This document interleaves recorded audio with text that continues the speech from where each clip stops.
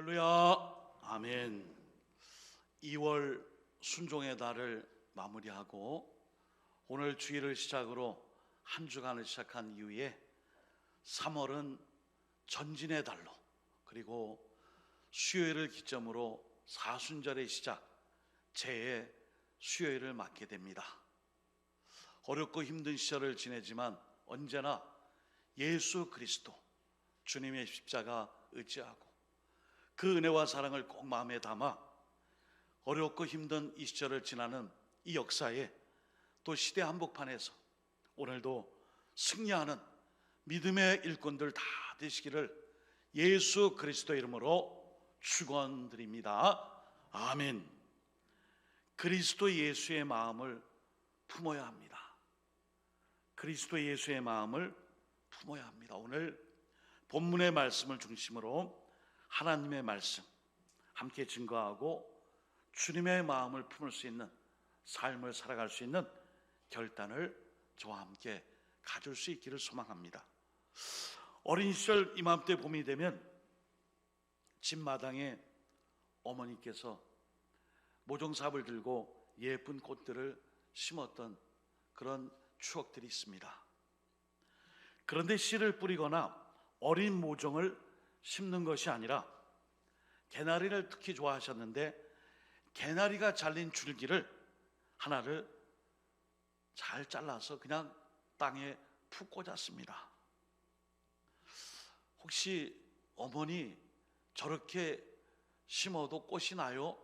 하고 궁금해서 하루는 여쭤보니까 이 방법을 그때는 잘 이해 못했는데 지금 찾아보니까 삽목, 즉 꺾꽂이라는 재배 방법이라고 알려주셨어요.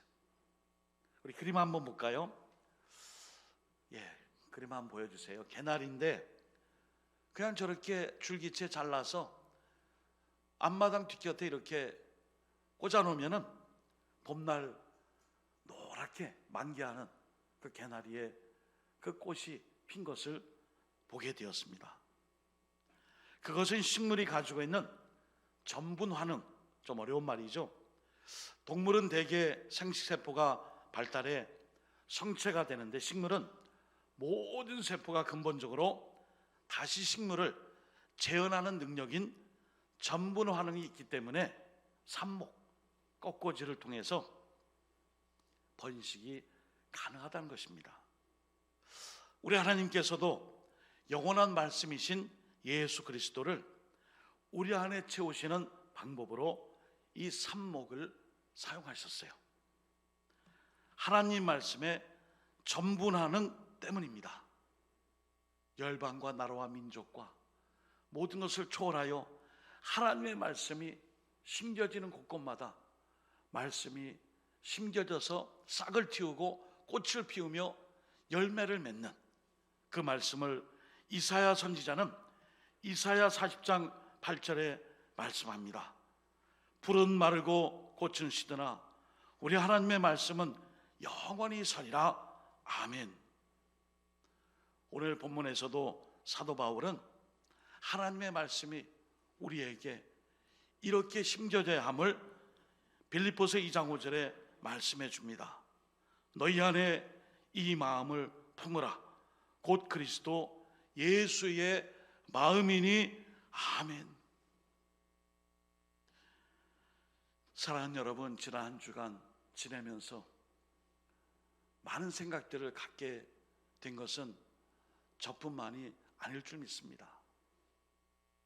큰 땅덩어리를 가진 러시아가 무엇이 아쉬워서 같은 슬라브 민족인 우크라이나를 침공하고요, 그 피난의 행렬과 또 전쟁의 그 소용돌이 속에 전 세계가 시각각 주목하며 지금 코앞에 우크라이나 수도 키예프까지 러시아군이 밀고 들어오는 그 장면을 보며 세계의 질서가 이렇게 쉽게 깨지고 샬롬과 평화의 공동체가 이렇게 쉽게 무너질 수 있구나. 자국의 이익을 위하여 누가 하나 나서는 나라가 없는 그런 모습도 목도하게 되었습니다. 15만, 17만을 찍는 코로나의 이 확산세 속에 의료진들의 수고와 의료체계가 이제는 너무나 힘든 나머지 공백을 우려하여 이제는 재택치료와 모든 치료 자체가 스스로 감당해야 되는 그러한 방법으로 패러다임이 또 바뀌고 있습니다. 장로님 기도하신 것처럼 3월 초에 우리 아이들이 개학을 하는데 아직도 25만 32만의 정점을 찍은 후에 그 이후에 코로나가 소멸될 것을 기대하며 백신 맞은 사람들의 면역체계를 통해 이 위기를 극복하자, 이런 상황을 또 맞고 있습니다. 나라 한 밖으로 전 세계가 또 우리의 삶의 자리가 참 이렇게 불안하고 두렵고 공포가 있고 참 어지럽구나. 그리고 이 한 달을 마무리하고 3월 세 달을 시작하며 우리는 또 사순절, 넉사자의 십순자를 쓰는 40일 동안 주님의 고난과 십자가의 그 사랑을 기억하며 교회의 절기 사순절을 맞게 됩니다. 이런 가운데 하나님이 주신 말씀, 바로 그리스도 예수의 마음을 품어야 한다. 오늘 본문의 말씀, 이 말씀을 통해 그리스도 예수의 마음을 품는 것이 어떤 삶인지를 몇 가지로 함께 생각해 보고자 합니다. 제일 먼저는 밑으로 내려가는 마음이에요. 이걸 좀 어려운 말로 자기 비하라 그러죠. 자기 비하. 반대되는 말은 자기 승기, 자기가 스스로 승하고 취하게 되는 모습이죠. 오늘 사도 바울이 제시하고 있는 그리스도 예수의 마음은 한마디로 밑으로 내려가는 마음이에요. 오늘 하나님의 아들 예수님께서 위에서 밑으로 내려가는 마음, 자기 비하를 통해 이 시대의 역사 가운데 바로 인간 예수, 신학에서는 역사적 예수란 이름으로 이 땅에 오셨어요. 여러분, BC가 뭐예요? Before Christ, 주님이 오시기 전에. AD가 뭐예요? 아노 도미니, 라틴어예요. 주님의 오심을 기념한 해, 바로 AD 2022년 오늘 2월 27일을 우리가 주님이 오신 이후에 주님의 해를 맞이하여 주님의 이 때를 맞이하여 살아가고 있어요. 바로 지금 이 순간 우리는 예수님이 이 땅에 오신 그 마음, 내려가는 마음, 자기 비하의 그 마음을 살펴봐야 합니다. 빌립보서 2장 6절 7절에 한번 같이 읽어볼까요? 시작. 그는 근본 하나님의 본체시나 하나님과 동등됨을 취할 것으로 여기지 아니하시고 오히려 자기를 비워 종의 형체를 가지사 사람들과 같이 되셨고. 아멘. 주님이 내려가신 자리는 십자가입니다. 그 십자가는 죄인의 자리예요. 고통의 자리예요. 부끄러움의 자리요, 죽음의 자리입니다. 오늘 누구나 피하고 싶고 누구나 바라지 않는 가장 낮은 자리인 십자가, 그곳으로 우리 주님은 내려오셨어요. 이렇게 낮아지는 예수님의 모습을 설명하시면서 사도 바울은 너희는 그리스도 예수의 마음을 품으라 말씀해 주셨습니다. 그런데 오늘 우리는 이렇게 낮아지신 예수님의 마음, 예수님의 모습을 닮아가는 일에 얼마나 서툰지 모릅니다. 그도 그럴 것이 지금까지 어떻게 하면 더 올라갈 수 있을까? 더 빨리 올라가고 더 높이 올라갈 수 있을까? 세상 사람들이 지향하는 거기에 기복적이라는 이름을 가지고 축복이라는 것을 치장하여 그것을 쫓아갔는지도 몰라요.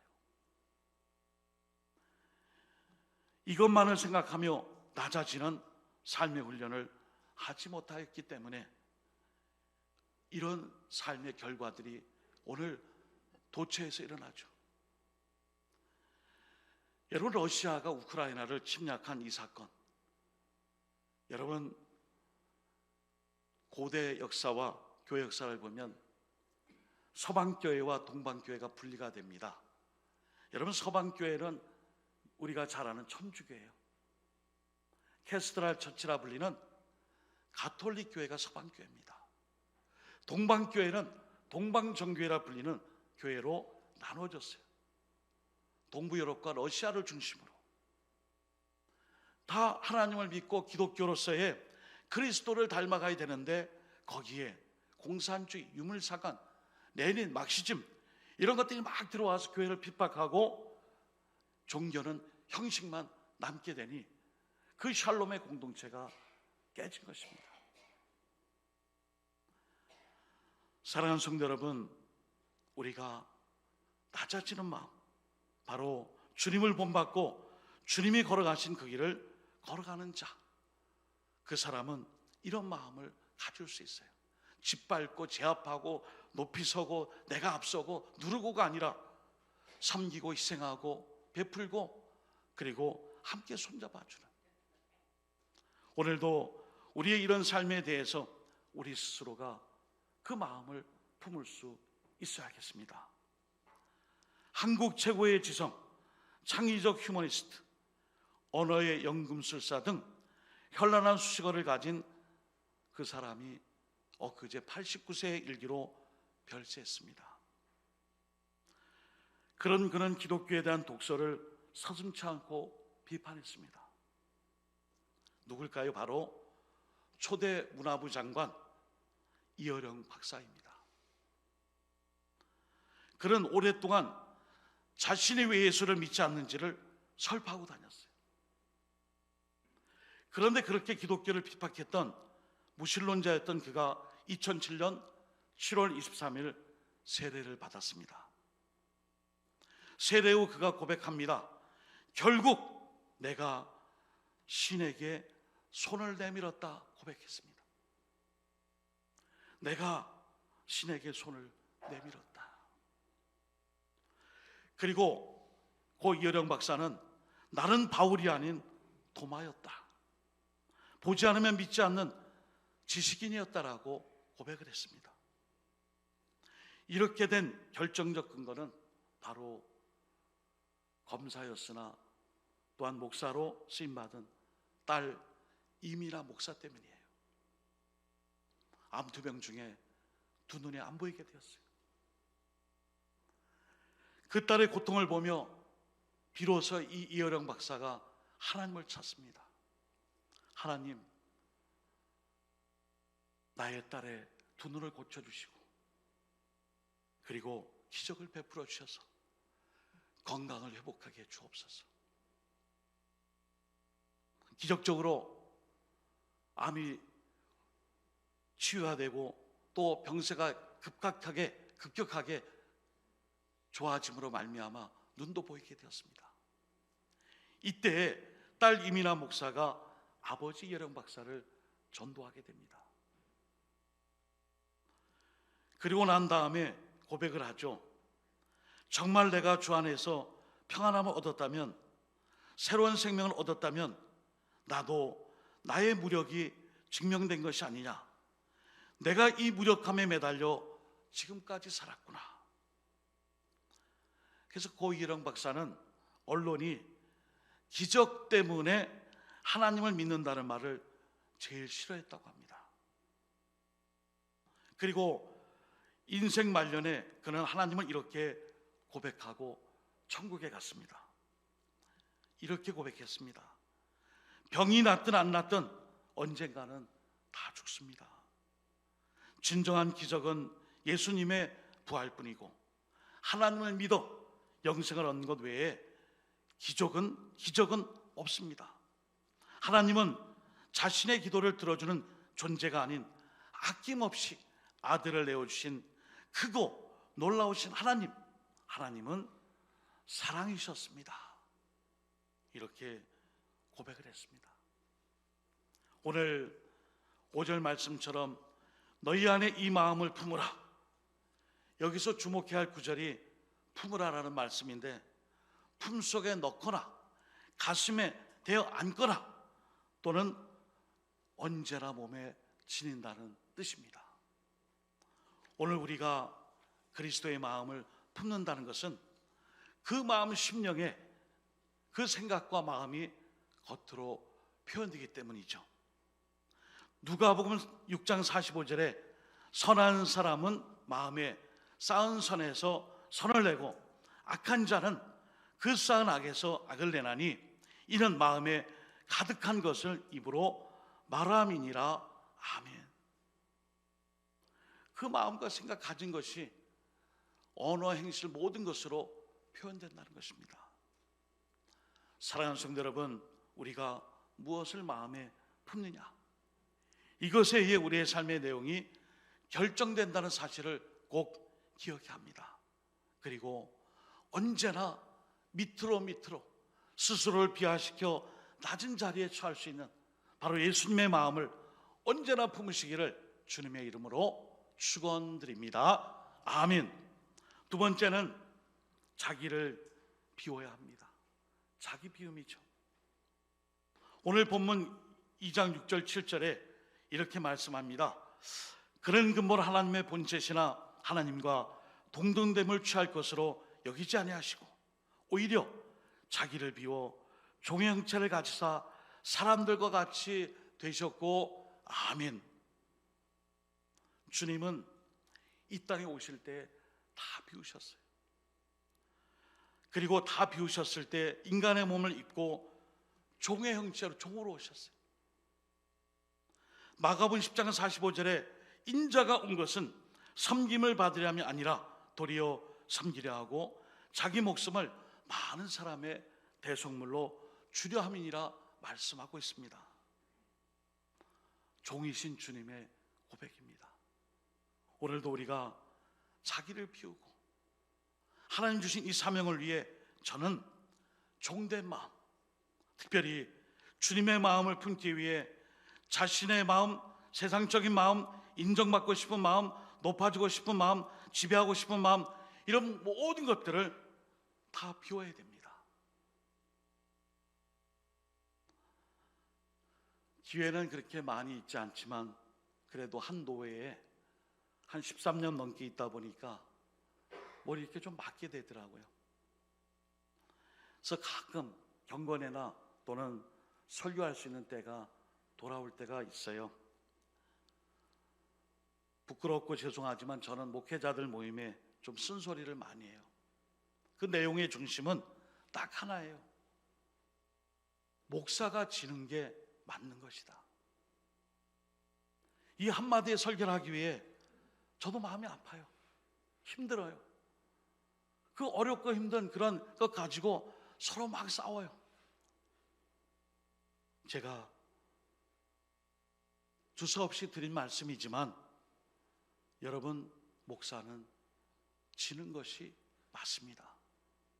뭐 어떻고 저기 어떻고 목사님 어떻고 저쩌고 누가 그래도 목사가 져야 합니다. 그것은 바로 자기를 비우는 것입니다. 억울하고 힘들고 몰라주고 감싸주지 않아도 자기를 비워야 합니다. 지난주 중에 교육자원부의 일로 인하여 별것도 아닌 일이지만 그 사소한 일들로 인하여 목회자와 성도와 또 이렇게 함께한 분들이 대립하는 것을 보다 보니까 최종적인 그 모든 일들이 저에게 마치 제가 해결해 달라는 듯이 결정권이 오게 됐어요. 기도했습니다. 무슨 말을 어떻게 해야 이 어긋난 상황들을, 별것도 아닌 일을 회복할 수 있을까? 새벽 기도 때마다 기도했습니다. 그리고 금요일 날 오전 시간에 가서 제 설교 타임도 아니에요. 제가 교육자원부 부장이니까 와서 설교를 꼭 해야 된답니다. 갔습니다. 길게 하지 않았습니다. 여러분, 목사님들, 여러분이 져야만 해결됩니다. 여러분이 지세요. 그리고 제가 대구 동로에 13년, 14년 정도 있어 보니까 목회를 해보니까 깨달은 거 하나 있는데, 부족하지만 좀 들어주세요. 호혜라는 말이 있습니다. 호혜. 호혜는 서로 은혜를 끼치는 것이 바로 호혜입니다. 내가 저 사람에게 은혜를 끼치면 그 사람이 나에게 갚지 않아도 그 은혜로 말미암아 그 사람이 또 받은 은혜를 다른 사람에게, 그리고 또 다른 사람에게 그 은혜가 나에게 옵니다. 왜 분열과 다툼과 시기로 이 어려운 때를 이렇게 보냅니까? 이제 곧 봄입니다. 동천 유원지에 차를 주차하고 오면서 생각했습니다. 어느 시인이 고백했습니다. 봄은 겨울에 대한 용서입니다. 서로 용서하시고 사랑하시고 하나 되세요. 그렇게 설교하고 총회를 했는데 합력하여 선을 이룬다고 아주 원만하게 다 끝났습니다. 얼마나 감사하죠. 오늘도 우리가 비워야 돼요. 자기를 비우고 내려놓고 이기려고 하지 말고 내려놔야 돼요. 주님이 나머지는 다 알아서 하세요. 사랑하는 여러분, 사순절이 시작됩니다. 우리 주님께서 하나님과 동등됨을 취할 것으로 여기지 아니하시고 자기를 비워 사람들과 같이 되신, 그리고 나를 위하여 십자가를 지신 주님을 바라볼 수 있기를 예수님의 이름으로 축원드립니다. 아멘. 마지막으로 그리스도의 마음을 품는 사람은 최후의 승리자입니다. 우리 빌립보서 2장 9절에 11절을 같이 읽어볼까요? 시작. 이러므로 하나님이 그를 지극히 높여 모든 이름 위에 있는 자들과 땅에 있는 자들과 땅 아래 있는 자들로 무릎을 예수의 이름에 꿇게 하시고 모든 입으로 예수 그리스도를 주라 시인하여 하나님 아버지께 영광을 돌리게 하셨느니라. 아멘.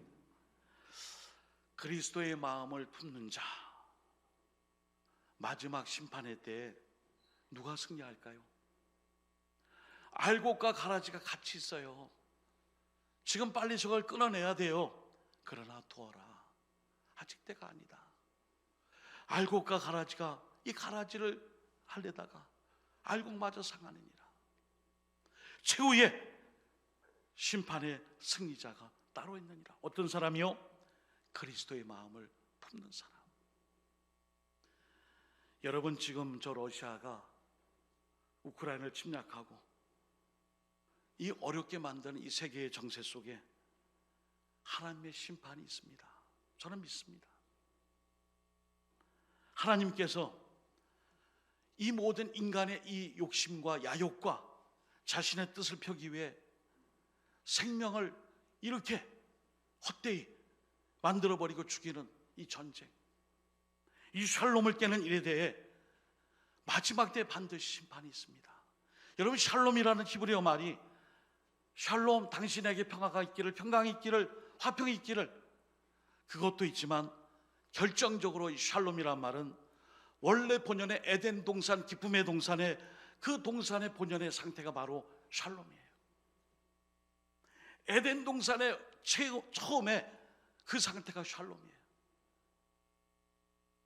자연을 훼손하고 오염시키고 사람이 사람을 죽이고 모든 자연 질서를 오염시키고 파괴하는 이런 모든 일들이 본래의 자연 상태인 샬롬을 파괴하는 게 아니고 뭐예요?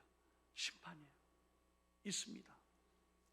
그러므로 최후의 승리, 그것을 바라보고 이 마음을 힘들고 어려워도 품어야 할 줄 믿습니다.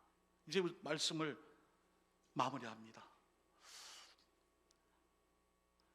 요새 최근에 한국 기도 공부에 목사님들, 사모님이 목사님보다 일찍 돌아가셔서 그 마음의 일기들이 이렇게 소개가 돼요. 안타깝더라고요. 사모님이 중환병으로 먼저 천국 가셨어요. 그 가운데 이런 내용이 있었습니다. 최후의 승리. 암투병으로 70도 안 돼서 아내의 대소변을 받아내며 하루는 아내가 내가 오늘 꿈을 꿨는데 여보, 천국에 갔어요. 근데 하나님 아버지가 참 따라 수고했다 하며 저를 안아줬어요. 여보, 근데 궁금하죠? 나 여기 천국 오면은 당신 혼자 여기 있을 텐데 당신은 어떨까 하고 제가 물어봤어요. 하나님, 제 남편 아무개 목사는 여기 와요?